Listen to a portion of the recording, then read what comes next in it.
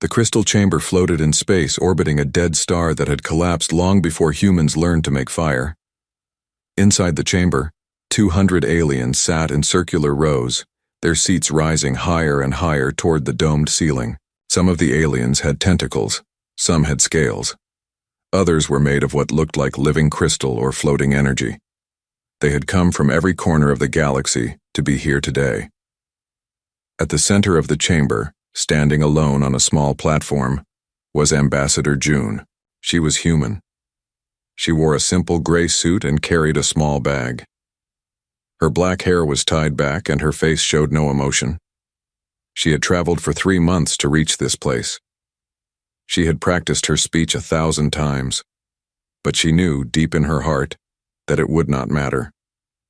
The leader of the council was a creature called Vaxil. His body was long and serpentine, covered in purple scales that shimmered under the chamber's lights. He had no legs, only a powerful tail that coiled beneath him. His head was triangular, and his yellow eyes never blinked. When he spoke, his voice echoed through the chamber like thunder. "Ambassador June of Earth," Vaxil said, his forked tongue flicking between his teeth. "You stand before the Galactic Council to request admission for your species. This is your 3rd attempt in 50 years. Tell us why we should grant what we have twice denied." June took a deep breath. She activated the holographic display in front of her, showing images of Earth. Green forests, blue oceans, cities that sparkled at night.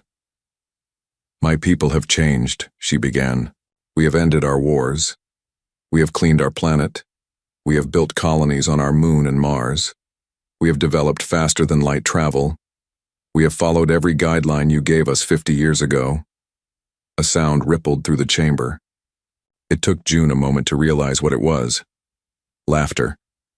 The aliens were laughing at her. A creature made of red crystal stood up. Its name was Mordathi, and it spoke with a voice like breaking glass. "You claim to have ended your wars? We have studied your history. Your species has fought in every generation since you learned to walk upright. You have killed billions of your own kind. You have destroyed entire ecosystems for profit. You create weapons not for defense, but for the joy of destruction." Another alien rose. This one was covered in thick gray fur and had 6 arms. It was a Threll, one of the oldest species in the galaxy. "Humans are emotional creatures," the Threll said in a deep voice. "You act on anger and fear. You cannot be trusted to make rational decisions. Your presence in this council would be dangerous." More aliens stood up, each one adding their voice to the criticism. They spoke of human violence, human greed, human unpredictability. They showed holographic images from Earth's history, wars, weapons, destruction. Every terrible thing humanity had ever done was displayed for the council to see. June stood in the center of it all, watching her species be torn apart by words. She wanted to argue. She wanted to defend her people. But she knew the rules. She could only speak when given permission, so she waited, her hands clasped behind her back, her face calm. Finally, Vaxil raised one clawed hand, and the chamber fell silent. "We have heard enough," he said. "It is time to vote on whether humanity shall be admitted to the Galactic Council." He paused, his yellow eyes fixed on June. "All in favor of admission indicate now." Not a single light appeared. The voting system showed 0 approvals out of 200 delegates. "All opposed to admission indicate now." The chamber lit up like a festival. Every single alien voted against humanity. 200 red lights appeared on the display. It was unanimous. Vaxil's mouth curved into what might have been a smile. "Ambassador June, the Council has decided to extend Earth's probationary period for another 100 years. You may return then to request admission again, assuming your species survives that long." More laughter echoed through the chamber. June nodded slowly. She had expected this. She reached into her bag and pulled out a small data chip, no bigger than her thumbnail. She walked forward and placed it on the podium in front of Vaxil. "Before I leave," she said quietly, "I would like you to watch something. It is a recording from 3 weeks ago, when the Krell swarm reached our sector." The laughter died immediately. Every alien in the chamber knew about the Krell. The Krell were a species of insect-like creatures that traveled in massive swarms, destroying everything they found. They did not negotiate. They did not take prisoners. They simply consumed entire planets and moved on. For the past 5 years, they had been moving through the outer rim of the galaxy, wiping out colony after colony. The Council's strategy had been simple: evacuate anyone in the Krell's path and abandon those who could not be saved. It was logical. It was rational. It saved the most lives. 17 civilizations had been completely destroyed, but hundreds more had been saved through strategic retreat. Vaxil looked at the data chip with his unblinking eyes. "The Krell reached your sector?" he asked. There was no mockery in his voice now. "They did," June said. "Our moon colony. 2 million humans lived there, along with 50,000 refugees from other species who had nowhere else to go." A Mordathi delegate spoke up, its crystalline body chiming softly. "The Council issued evacuation orders for that sector 2 months ago. Why did your people not leave?" "Some of our people did leave," June replied, "but not all of them could, and we do not abandon anyone who cannot escape on their own." She gestured to the data chip. "Please, watch what happened." Vaxil studied her for a long moment. Then he picked up the chip and inserted it into the podium. The chamber's lights dimmed, and the holographic displays that filled the air flickered to life. The council members settled back into their seats. Most of them looked bored. They had seen recordings of Krell attacks before. They knew how such things ended. A few aliens even continued their private conversations, not bothering to pay attention. But June stood at the center of the chamber, her eyes fixed on the display. She had watched this recording 20 times already. She had cried the first 10 times. But now her eyes were dry. Now she just waited for the council to understand what they were about to see. The video began with a peaceful image: Earth's moon, gray and cratered with a sprawling human colony visible on its surface. Domed cities connected by transparent tunnels, ships coming and going from the spaceport, people living their normal lives. Then the alarms started to sound. The peaceful image shattered as space itself seemed to tear open. Millions of dark shapes poured out of the rupture, like insects spilling from a broken nest. The Krell had arrived, and they had brought their entire swarm. The council chamber filled with the sound of alarms from the recording. Every alien stopped their conversations and turned to watch the holographic display. What they saw made even the oldest species in the galaxy lean forward in their seats. The Krell ships were not like normal spacecraft. They were alive. Each one was a massive organism, grown rather than built, with thick organic hulls that pulsed with sickly green light. The smallest ships were the size of houses. The largest were like floating mountains. They moved through space like a school of predatory fish, swift and deadly. And there were so many of them. Millions upon millions filling the space around Earth's moon until the stars themselves were blocked out. The swarm moved as one, guided by a collective intelligence that had destroyed 17 civilizations without mercy. Inside the lunar colony, Commander Minho stood in the central command center, surrounded by dozens of screens showing different views of the approaching swarm. He was a short man with gray hair and tired eyes. He had been awake for 36 hours straight, helping to evacuate as many people as possible. But there were still 500,000 humans on the moon, and 50,000 aliens from other species who had sought shelter here. "All remaining evacuation ships, launch immediately," Minho said into his communications device. His voice was calm, but his hands shook as he gripped the edge of the command console. "Priority to families with children and injured personnel. Everyone else get to the emergency shelters and seal the doors." On the screens, small civilian ships began lifting off from the spaceport, desperate to escape before the Krell arrived. But even as they launched, everyone in the command center knew the truth. There was not enough time. The Krell were moving too fast, and there were too many people left to save. A young officer named Hana turned from her station, her face pale. "Commander, the Krell will reach us in 14 minutes. The last evacuation ship needs at least 20 minutes to reach minimum safe distance." Minho closed his eyes for just a moment. Then he opened them and looked at the tactical display showing the positions of all human ships in the area. "Send a message to Captain G1, he said quietly. "Tell her we need more time." In space, far above the moon's surface, a human warship received the message. The ship was called the Defender, and it was nothing like the elegant vessels used by Council species. It was a brutal thing, all sharp angles and heavy armor, covered in weapons that had been designed for one purpose only: to kill. Captain Ji-won stood on the bridge of the Defender, reading Minho's message on a small screen. She was a tall woman with scars on her hands from years of military service. She had fought in the last war between Earth and Mars before humanity finally united. She knew what war cost. She knew what sacrifice meant. "How many ships do we have?" she asked her tactical officer. 217, Captain," came the reply. 43 destroyers, 86 frigates, 73 corvettes, and 15 support vessels. Ji-won looked at the tactical display. The Krell swarm numbered in the millions. Basic mathematics said that each human ship would need to destroy more than 10,000 Krell organisms to have any hope of stopping them. It was impossible. Any tactical computer would recommend immediate retreat. But Ji-won did not retreat. Instead, she opened a channel to every human ship in the sector. "All vessels, this is Captain Ji-won. I know what the odds look like. I know what the smart choice is. But down on that moon are 2 million people who are counting on us. They are our families, our friends, our fellow humans and the aliens we have sworn to protect." She paused, looking at the approaching swarm on her display. "We are not leaving them. Form up on my position. We are going to buy them the time they need." In the council chamber, the aliens watched this exchange with expressions of disbelief. The Mordathi delegate who had mocked humanity earlier stood up, its crystalline body chiming with agitation. "This is madness. They cannot possibly win.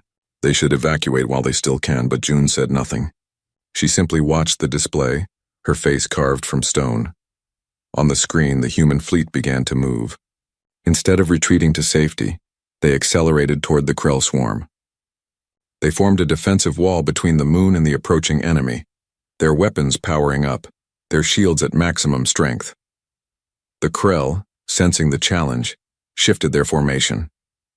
The smaller organisms moved to the front, forming a living shield for the larger ships behind them. They began to accelerate, closing the distance between themselves and the human fleet. Ji-won stood on her bridge, watching the enemy approach. Her hands were steady now. Fear was a luxury she could not afford. "All ships weapons free. Target the smaller organisms first. I want every railgun, every missile, every weapon we have hitting them at maximum range. Do not let them close with us." The human fleet opened fire. Railguns launched solid slugs of metal at incredible speeds, crossing the distance between the fleets in seconds. Missiles streaked through space, leaving trails of fire behind them. Energy weapons painted the darkness with beams of destruction.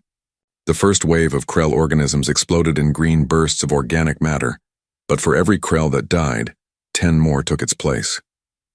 The swarm absorbed the losses without slowing down. They fired back with their own weapons, streams of acid that could melt through steel, biological missiles that sought heat signatures, and electromagnetic pulses that scrambled electronics. The human ship Dauntless took a direct hit from a Krell acid weapon. The green liquid ate through the armor plating, exposing the interior to vacuum. 17 crew members died in seconds, but the ship's captain, a man named Taiho, did not pull back. Instead, he ordered emergency repairs and continued fighting, his damaged ship still firing every weapon it had. Another ship, the Resolute, lost all power when a Krell electromagnetic pulse hit its systems. The ship drifted helplessly through space, a perfect target. The Krell moved in for the kill, 3 large organisms closing on the disabled vessel, but before they could fire, 2 human frigates positioned themselves between the Resolute and the Krell, taking the enemy fire on their own shields while engineers on the Resolute worked frantically to restore power. In the council chamber, the watching aliens saw something they had never witnessed before. The humans were not fighting like a military force. They were fighting like a family, each ship willing to sacrifice itself to protect the others. When one vessel fell behind, others slowed to cover it. When ammunition ran low, ships shared their supplies. When casualties mounted, no one retreated. Vaxil watched the display with his unblinking eyes. He had seen 1,000 battles in his long life, He had witnessed the fall of civilizations and the birth of empires, but he had never seen anything like this. On the screen, the Krell reached the human defensive line. The two forces collided in a storm of fire and death. Human ships exploded. Krell organisms were torn apart. Space filled with debris and bodies.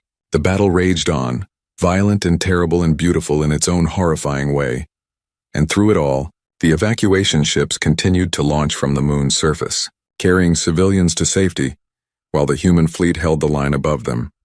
The battle intensified as the Krell swarm pressed forward with relentless hunger. The human defensive line began to buckle under the assault. Ships that had been firing continuously for 20 minutes were running low on ammunition. Shields were failing. Hulls were breaching. But still, the humans did not retreat. Captain Ji-won watched her tactical display as red indicators appeared across the screen, each one representing a damaged or destroyed vessel.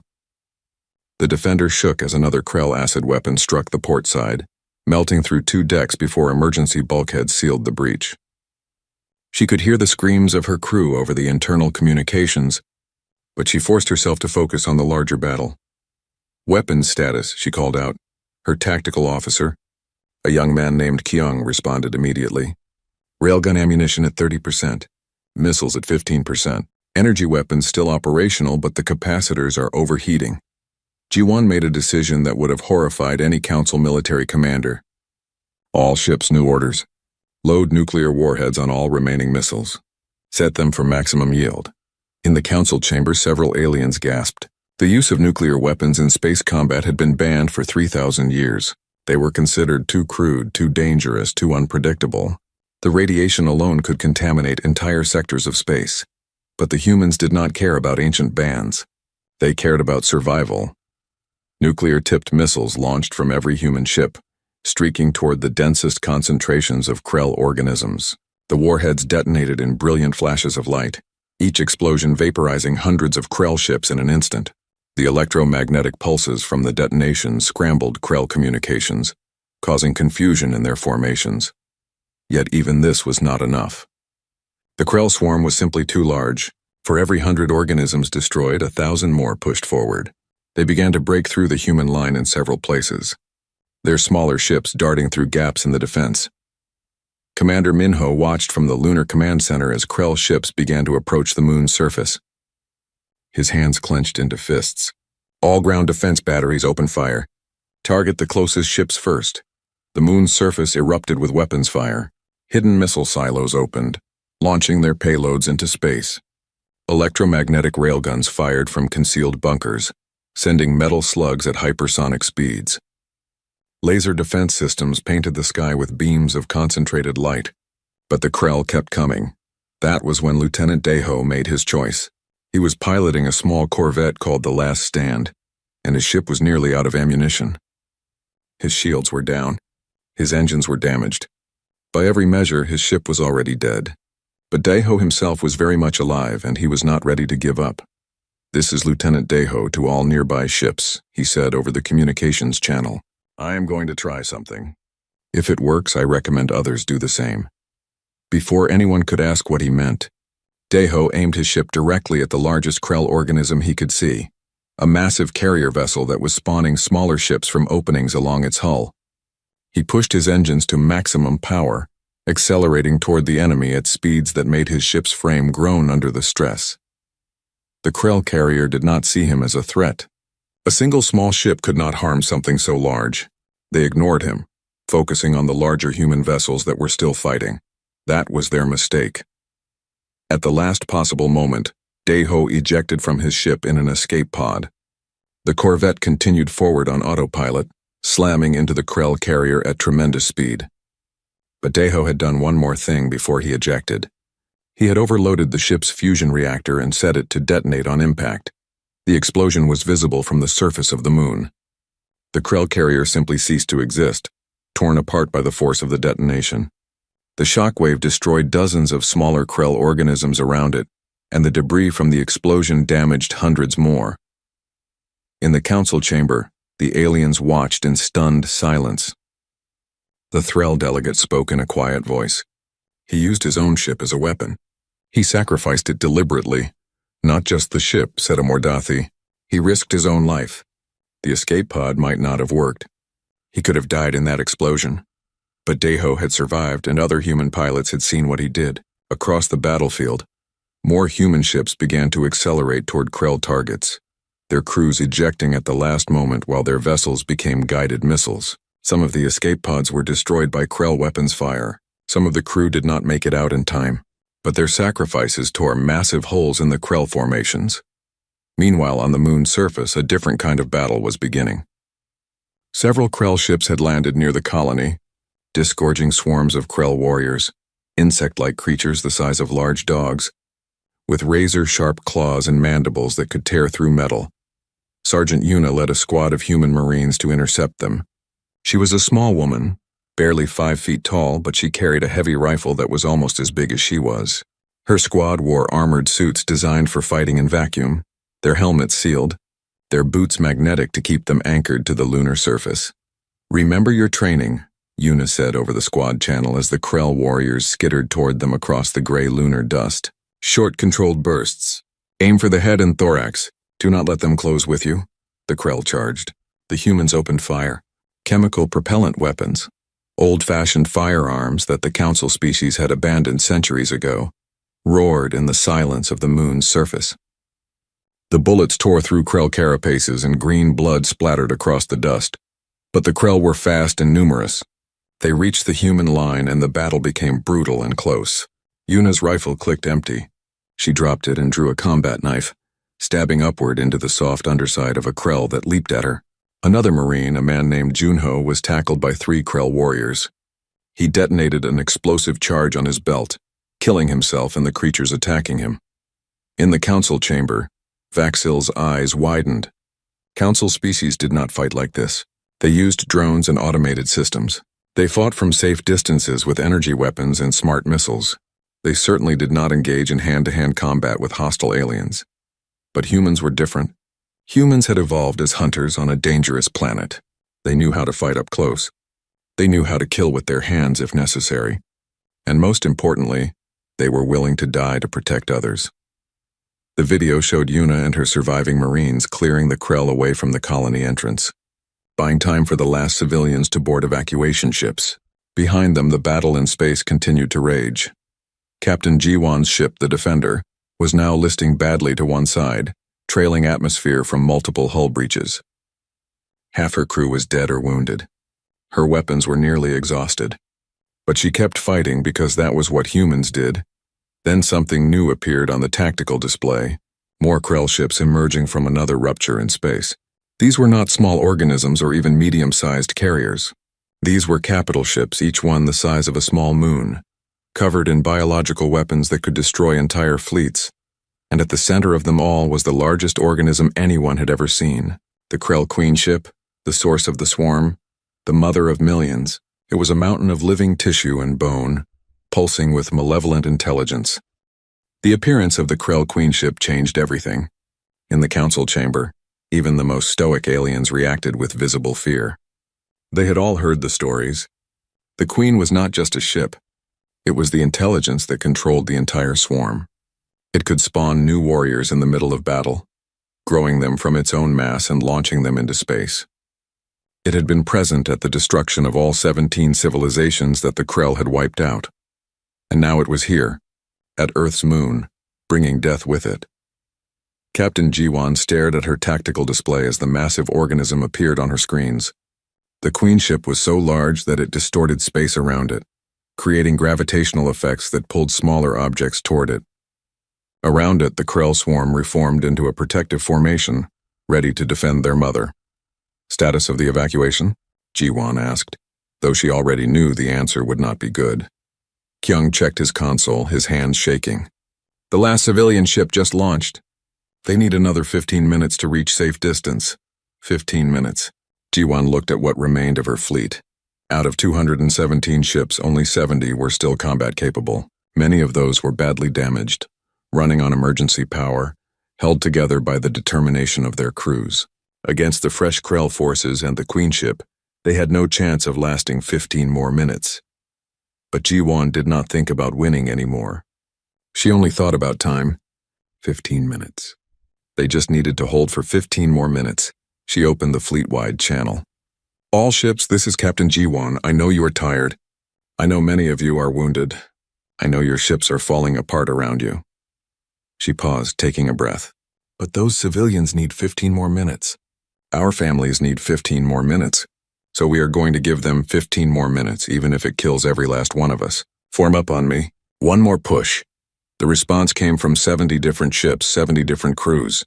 Not with words, but with actions. The damaged vessels moved into formation, their weapons charging one final time. Pilots who had been awake for 2 days straight gripped their controls with bloody hands. Engineers bypassed safety systems to squeeze every last bit of power from dying reactors. And then they charged. The human fleet accelerated directly at the Queen ship and her guards. It was suicide. Everyone knew it. But they did it anyway. The Krell responded with overwhelming firepower. Their weapons lit up space with streams of acid and biological missiles. The first wave of human ships was torn apart in seconds. The destroyer Vigilant exploded so violently that the pieces hit nearby Krell organisms, damaging them. The frigate Morning Star lost all power and drifted helplessly into a Krell formation, where it was torn apart by claws and weapons. But for every ship that fell, another took its place. The humans kept pushing forward, their weapons firing non-stop, their hulls absorbing damage that would have destroyed any Council vessel. On the bridge of the Defender, Jiwon felt her ship shake as another hit penetrated their armor. Sparks flew from consoles. The lights flickered. The artificial gravity failed, and everyone on the bridge began to float. But Jiwon grabbed a handhold and kept giving orders. Target those spawn points on the Queen ship, she commanded. Do not let her create more warriors. The remaining human ships concentrated their fire on the openings in the Queen's massive hull, where she was growing new Krell organisms. Nuclear missiles detonated against her biological armor, creating craters in her flesh. Railgun slugs punched deep into her body, causing green blood to pour into space. The Queen screamed. It was not a sound that could be heard in the vacuum of space, but every ship's sensors detected it. A psychic shriek of pain and rage that made human crew members clutch their heads in agony. The Krell swarm responded to their mother's pain with increased ferocity, throwing themselves at the human ships with suicidal abandon. In the chaos of battle, a single human corvette piloted by a woman named Minji found herself cut off from the rest of the fleet. Her engines were failing. Her weapons were empty. Krell organisms surrounded her ship, closing in for the kill. Through her viewport, she could see the last evacuation ship in the distance, still accelerating away from the moon, still vulnerable. Minji made a choice. She redirected all remaining power to her shields and positioned her ship between the evacuation vessel and the nearest Krell attackers. She could not fire weapons. She could not run. But she could be a shield. The Krell fired on her ship with everything they had. Minji's shields held for 5 seconds, then 10, then 15. Each second felt like an hour as her ship absorbed damage meant for the civilian vessel behind her. Her shield generators overloaded and exploded, killing the engineering crew. Fire spread through the corridors. The hull began to buckle, but Minji did not move. She kept her ship in position until the evacuation vessel was finally out of range.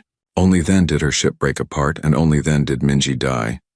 In the council chamber, several aliens turned away from the display, unable to watch anymore. But Vaxil kept his eyes fixed on the screen, his serpentine body coiled tight.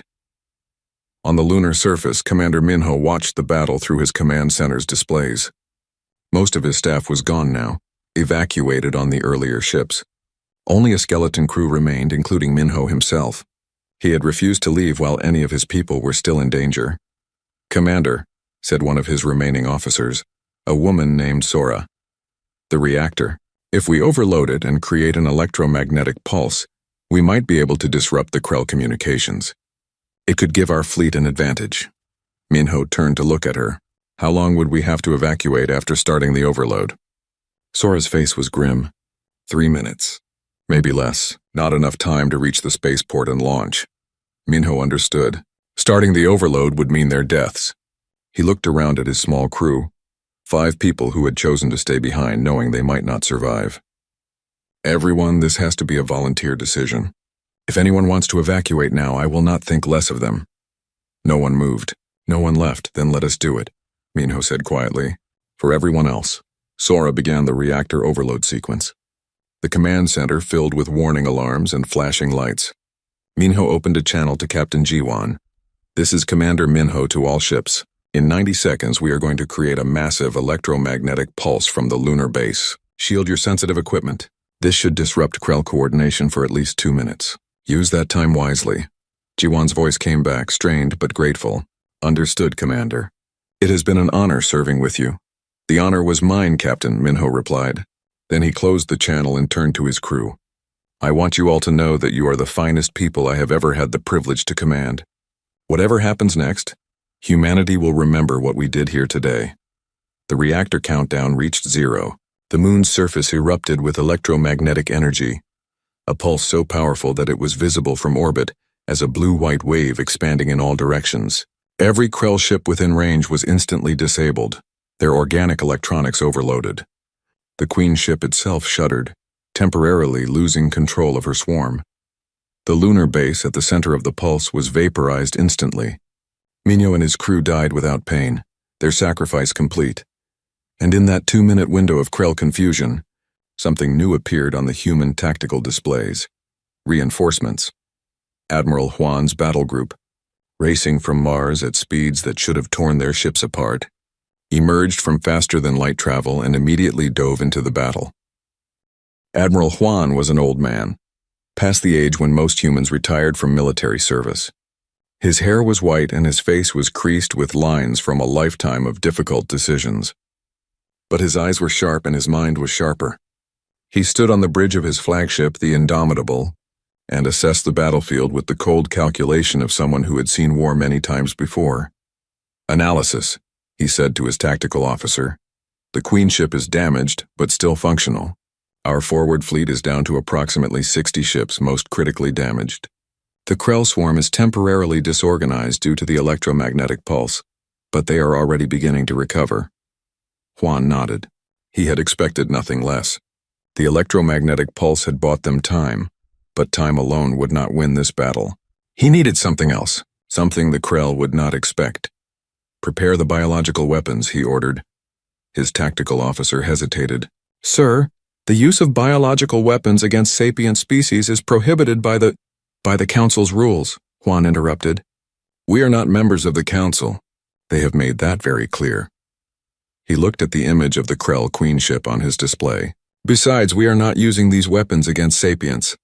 The Krell are not intelligent in the way we understand intelligence. They are a swarm organism, no different than a plague of locusts, and we are going to treat them accordingly." The Indomitable and the other ships in Huan's battle group began launching thousands of small pods. To the watching Krell, they looked like standard missiles.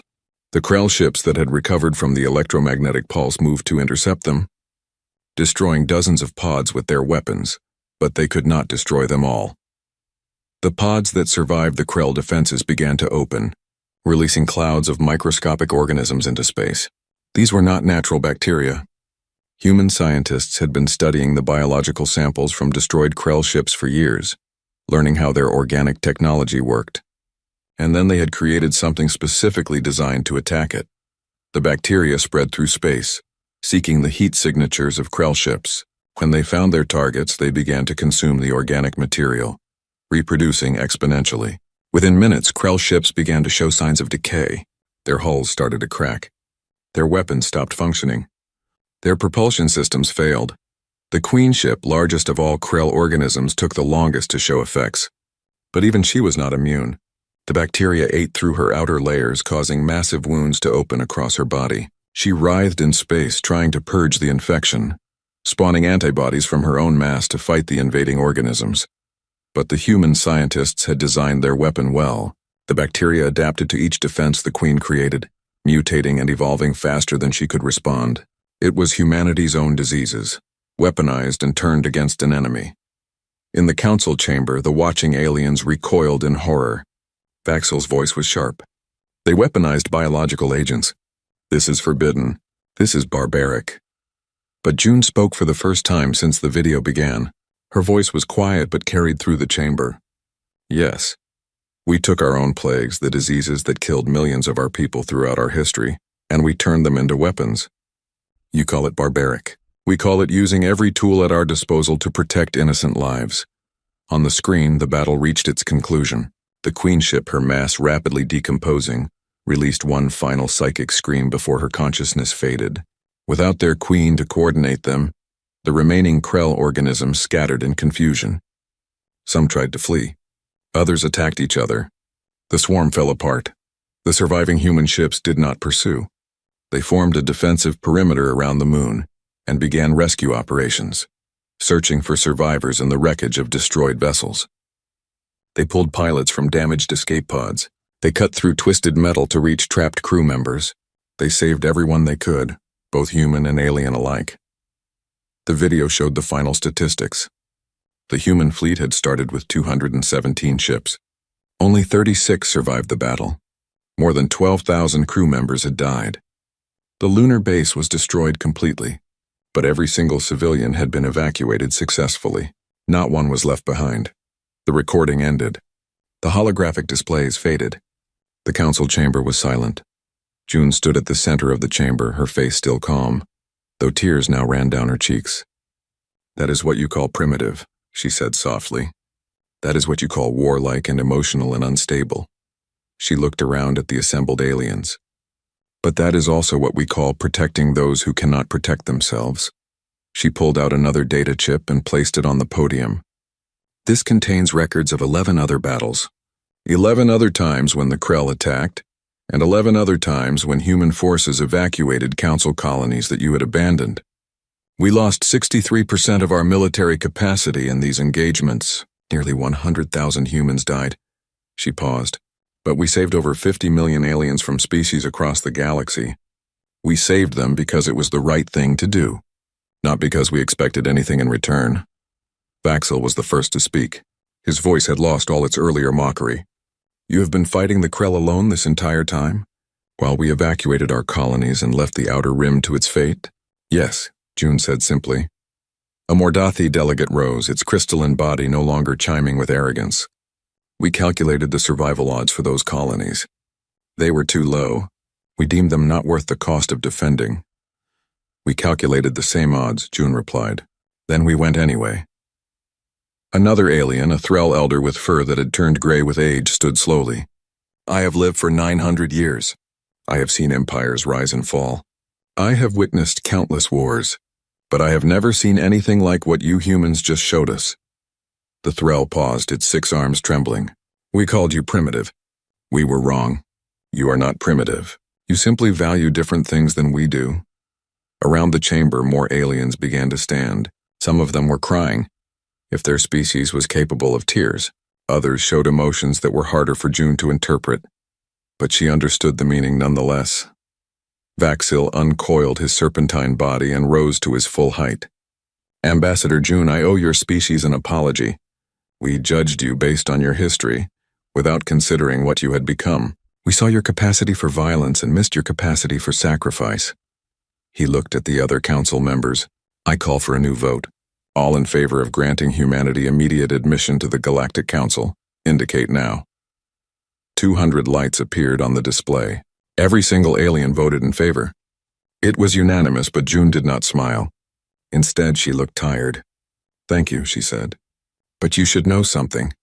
We did not fight the Krell to earn your approval. We fought them because people needed help, and we were able to provide it. That is what we do. That is who we are." She picked up her bag, preparing to leave. "We will accept your invitation to join the council, but we will not change who we are to fit your expectations. If you want humans in this council, you get all of us. The good and the bad, the violence and the compassion, the logic and the emotion. We will not pretend to be something we are not." Vaxil bowed his head, a gesture of deep respect. "We would not ask you to. In fact, we realize now that we need you to be exactly who you are. For too long, this council has been guided only by logic and calculation. We have forgotten what it means to fight for something beyond survival. You humans remember. You can teach us." June finally allowed herself a small smile. "Then we have much to learn from each other." As she left the chamber, the 200 alien delegates stood in silence, processing what they had witnessed. They had spent centuries building a civilization based on reason, on careful calculation of costs and benefits. They had believed themselves to be advanced, sophisticated, evolved beyond the crude emotions that drove lesser species. But they had forgotten something important. Sometimes the most advanced thing a civilization can do is remember how to care, how to sacrifice, how to fight not for conquest or gain, but simply because it is the right thing to do. The humans had not forgotten. And now finally they were going to teach the galaxy what that meant. In the days that followed, the news of humanity's admission to the Council spread throughout known space. But more importantly, the recordings of the human battles against the Krell spread even faster. Every species in the galaxy watched in amazement as this young, violent, emotional species did what the ancient Council races had not been willing to do. They had stood their ground. They had protected the weak. They had refused to abandon anyone, even at terrible cost to themselves. And in doing so, they had reminded the galaxy of something it had almost forgotten, that sometimes the most logical choice is to do the illogical thing. To fight when you should run, to sacrifice when you should save yourself, to care when it would be easier not to. That was humanity's gift to the galaxy, not technology or resources or military power, though they had those in abundance. Their gift was something far more valuable. They showed the ancient species that evolution did not mean leaving behind the parts of yourself that made you care about others. Ambassador June returned to Earth a hero. But she knew the truth.